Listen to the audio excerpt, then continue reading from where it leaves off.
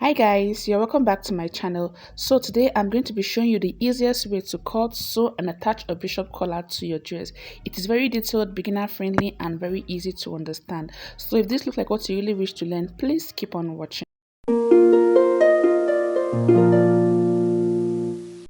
So before you go ahead to start drafting your bishop collar, your dress should be ready to this point. So I've gone ahead to make this blouse to this point. I have the shoulders joined together already. So when I was drafting this blouse, what I used for the front neck width and neck depth is 3 inch by 3 inch.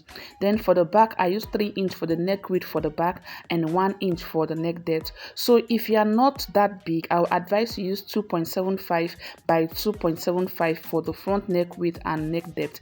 Then for the back, you can also use 2.75 for the neck width of the back and 1 inch for the neck depth, so you don't end up with a big neck width. So with all this in place, the next I'm going to go ahead to do now is to take the neck circumference measurement on this blouse, and I'll be starting from my zipper allowance area because I want to sew my zipper on the collar. But if you're not sewing your zipper on the collar, you can simply go ahead to start from your actual neck width measurement. So I'm going to go ahead to start taking my measurement from the zipper allowance like you see me doing in the video. So I'll take the measurement all the way around to the other side of the blouse. So after taking the neck measurement, what I got was 20.5. This is including my zipper allowance. So if you're not taking your measurements including your zipper allowance, what you should have should not be more than 17 or 18 inch, so you don't end up with a wider neck. The next thing I'm going to go ahead to do now is to start drafting the bishop collar. And in doing that, I'll be drafting the bishop collar on this paper you see here. So the first thing I'm going to go ahead to do now is to divide the 20.5 by 4. So after dividing it, what I got was 5.1. So I'm just going to go ahead to approximate it to 5.25. So the next thing I'm going to go ahead to do now is to place my triple on the tip like this. Then I'll go ahead to take the 5.25 measurement all the way around like you see me doing in the video. So whatever you get on the neck circumference, all you need to do is to divide it by 4. Then you go ahead to place the measurement on your paper like you see me doing in the video. So once I'm done doing this, the next thing I'm going to go ahead to do now is to insert the height of the collar. So I'm going to be making use of 1.5 inch for the height of the collar, including my sewing allowance. So if you want the height of the collar to be bigger than this, you can simply go ahead to make use of 2 inch or 2.5 inch. The next thing I'm going to go ahead to do now is to insert the height of the collar starting from this first point I just marked. So I'm going to go ahead to mark 1.5 inch downward like you see me doing in the video, and I'll go ahead to take the 1.5 inch all the way around like this.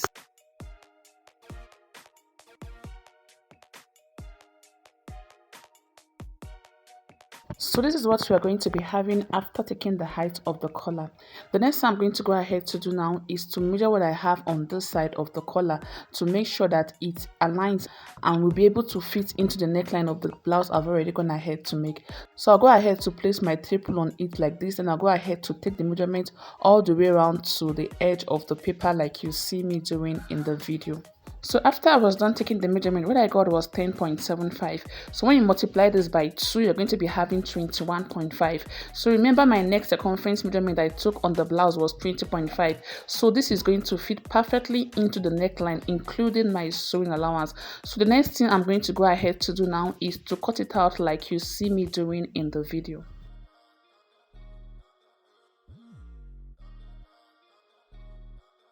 So after cutting, this is what the collar is going to look like. The next I'm going to go ahead to do now is to trim this part that has a little sharp edge like so. Then I'll go ahead to start cutting the collar on my fabric. So when cutting your collar on your fabric, you're going to be folding your fabric in a bias form like this. That is, you're going to be folding it in a triangular form like so. Then you go ahead to place your collar on it, making sure that the folded part of your collar is on the folded part of the fabric also. So I'm going to go ahead to keep this in place with my pin. Then I'll go ahead to cut it out. And I'll be cutting 2 pieces of the collar. I'm going to be using one as the main facing and the other one is going to be serving as the lining.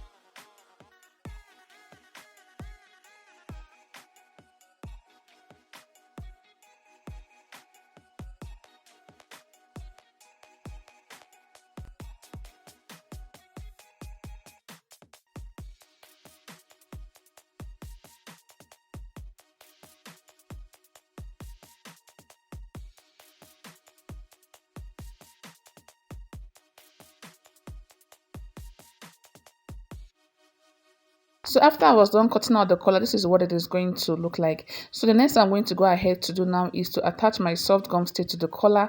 Then I'll come back to show you how to stitch the collar together. So after attaching the gum stitch to the collar, this is what it is going to look like. The next I'm going to go ahead to start doing now is to stitch the collar together. So I'll go ahead to place the collar like this, making sure that the good face are facing each other. Then I'll go ahead to stitch on the upper part of the collar using 0.25 inch. So I'll go ahead to stitch it all the way around like you see me doing in the video.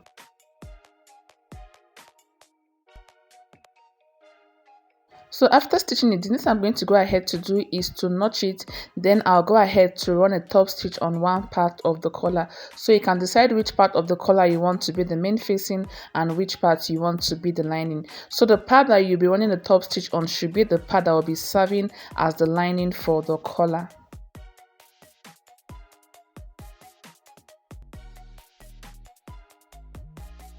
So after top stitching, the next I'm going to go ahead to do now is to close one side of the collar like this. So I'm going to go ahead to fold it over like so, making sure the good face are facing each other. Then I'll go ahead to close up the side of the collar like you see me doing in the video, after which I'll go ahead to turn it over to the good face. So once I'm done doing this, this is what the collar is going to look like. The next I'm going to go ahead to do now is to give it a good press. Then I'll come back to show you what to do next. So after I was done ironing the collar, this is what you are going to be having. The next I'm going to go ahead to do now is to start stitching the collar to the neck of my blouse. So I'm going to go ahead to place the collar on it like this, and I'll be starting from the part that is closed. So remember I closed one part of the collar, so I'm going to be starting my stitch from that part like this. So I'll go ahead to place the collar on the wrong side of my blouse like this. Then I'll go ahead to stitch it all the way around like you see me doing in the video.